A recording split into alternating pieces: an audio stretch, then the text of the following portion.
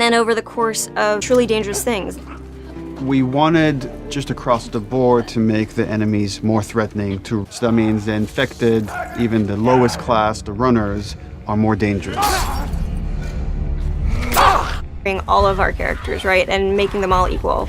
Ellie, as we saw in the first game, is incredibly capable, but this is a world where you need to be capable to survive, and we want a hardened character. She knows how to use a gun, she knows how to stealth, she knows how to kill a clicker as well as Ellie.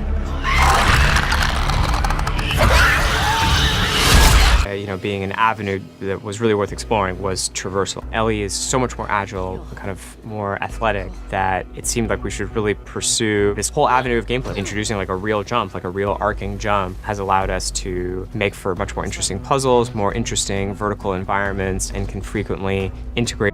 She can squeeze through, we call them squeeze-throughs. Oh, looks like I could fit through that. Oh, I can fit through that, that's cool. And that has been such a great integration into the combat loop of you're in stealth and you just kind of like scooch into a room or behind an object. In The Last of Us, like they're frequently the difference between life and death. They're with you for the entire game. A lot of the gameplay choices that you make are based on how you use them, how you evolve them over time through your upgrades. We really wanted to give an opportunity to look at them up close, to interact with them physically. And so the workbench seemed like the ideal place to do that. Just talking about the tech for a second of just a snowy environment. We snow stuff you'd expect, brushing by on horseback, a branch in the snow falling and collecting on the horse, like all these things you would expect in a realistic grounded world. We have it goes from more of a clear day into a blizzard. It's all just... Dina, where are you? You're infuriating. Have you met you? Ellie started going down this road of revenge. She finds herself in Seattle. Called the WLF. They're kind of a little bit like a militia that has taken over the town, and they have that a male trespasser has been spotted, and she knows that the WLF are closing in on him. And so we find her negotiating this abandoned hillside suburb. And she's guard dogs that the WLF are using. Dogs have a new sense of perception to bring to the table, which kind of puts this really interesting wrinkle on stealth gameplay, where so far you've been dealing with sight and sound, trying to stay out of sight, trying to move slowly to be quiet, but now with any trail. If you go into listen mode, you can see, we have a visualization of that sense, so you can see like when the dog is sniffing you and where it's going.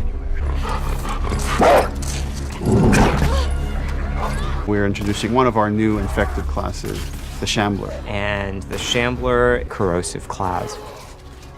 And because we have this evade mechanic, you can kind of go toe-to-toe with someone, and we can have these boss fights that we weren't able to have before. So you guys can go back and forth and exchange combos and evade each other and slam each other onto like barely surviving by the edge of her abilities.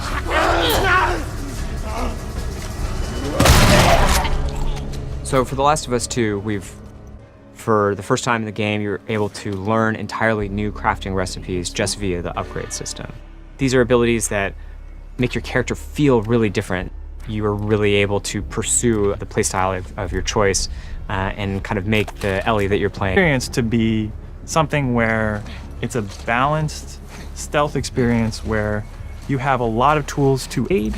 You can entirely stealth past everyone. Got something. We'll look into it. And then the other big thing we did, they communicate a lot more between each other. Their AI is much more sophisticated. We rewrote most of the systems for this game. So much of this game is you make violence feel impactful to the player. You can't stop this. Enemies have names. So when you're going around and you shoot someone, you might hear someone yell their butt, just their behavior. What is it? Someone took him out! We got something.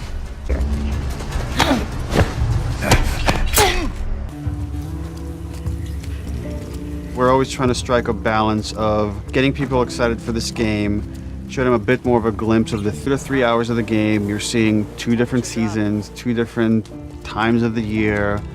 It feels like a lot, and it's a tiny fraction of this entire game. And as we come upon is their regular day-to-day life. We're coming in on Ellie and Dina, her best friend, patrolling the outskirts of Jackson. Ellie and Dina at this point have been friends for several years, but there's been underlying romance between these two characters. From the demo we put at E3, where you saw this festival and this dance, and these two were coming into that first demo in wintertime where snow covers much of the ground, much of the buildings, all the surrounding areas. We see what's life like. Scale of 1 to 10. How would you rate our kiss from last night?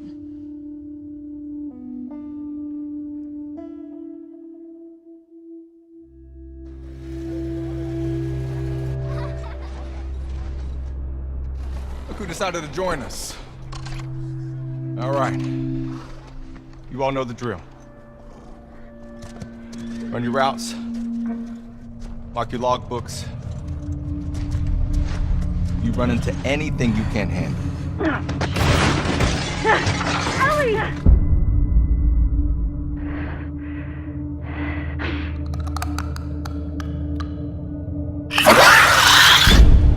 You come back.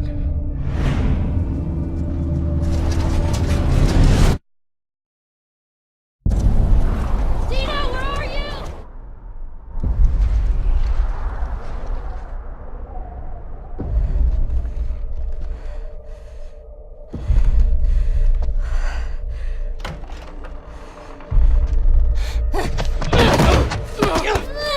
Get off me!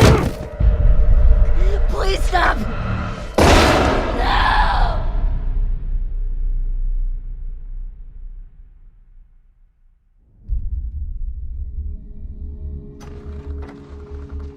Tommy, I have to finish it. You have no idea what you're walking into. What are you doing? You don't know how large that group is, how armed. I don't care.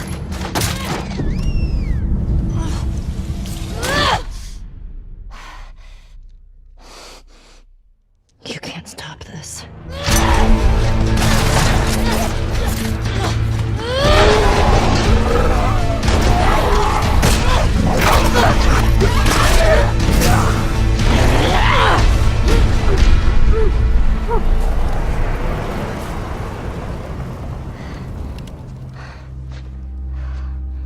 What the hell are you doing here? You think I'd let you do this on your own?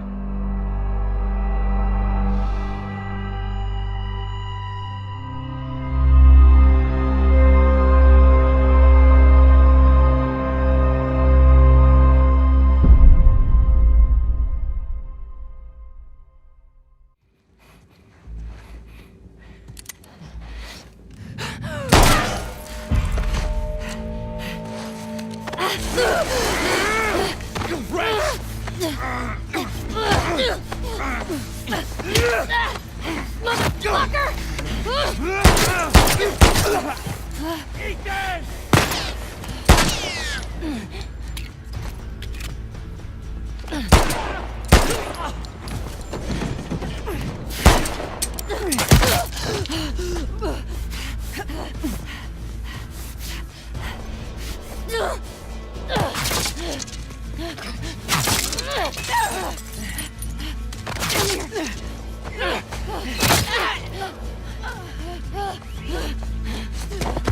I have eyes!